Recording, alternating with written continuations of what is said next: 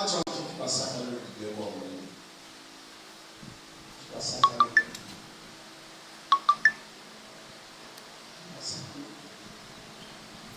Yọọ Chineke mkpa. Ka Jizọs bata n'ọnọdụ. N'ime naanị Jizọs ga-enye udo. Naanị Jizọs ga-atọ gị n'ahụ nke mmehie. Naanị Jizọs ga-ebibi ike ọchịchịrị atụmatụ ọjọọ niile.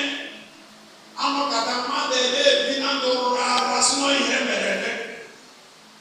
Asị na ọdịnala. N'ọhịa o butere from o mere inherit from forefathers. When Jesus tata, anyị ga-ahụ ka a na n'iyi. Ị gaghị ahụkwa ike ha ọzọ na ndụ. Jizọs ga-enye udo.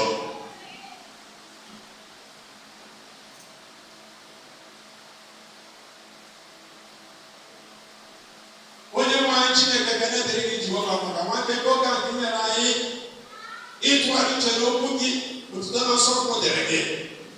Ọbụna oge olu gị ndị tụkwasịrị aka n'obi ha ndị nke n'aka natabata Jizọs na ndụ ha dịka onye nwe ha na onye nzọpụta ha. Onye nwe anyị dịka ha na-eme nke a n'oge a, onye nwe anyị ka Holy Spirit may arrest their life and let Jesus come into their life. Na ha ga-ewechara ndụ ha nyefee n'aka Jizọs n'aha Jizọs. Atụmatụ niile nke ekwensu na ndụ ha, ike ọchịchịrị niile nke na-ebu agha na ndụ ha, ihe niile nke ndị nna nna ha metere, ihe niile nke ndị ajọ mmadụ itinyere ha n'ime ya, onye nwe anyị aka dịka ha na-anabata Jizọs na ndụ ha n'oge a, ha niile ga-abụ nka na n'iyi n'aha Jizọs. Ndị gị ga-aga n'ihu ndị ara gị dị n'ogologo ụbọchị na niile. Jehova rụrụ ọnọdụ na ndụ ụmụrụ gị, gaa n'ihu igosi anyị na-egbochi, gaa n'ihu inyere anyị aka n'ime adị nke anyị niile, ka anyị wee nyara gị ndụ n'ogologo ụbọchị anyị niile nke fọdụ n'elu ụwa. A ga-asị na anyị na-anapụta ada maọbụ echi niile Jehova, anyị ga-abụ ndị ka keta oke n'ala eze eluigwe n'aha Jizọs. Rụchara ọnọdụ n'ihe niile fọdụrụ nke nwere ime na dis burial.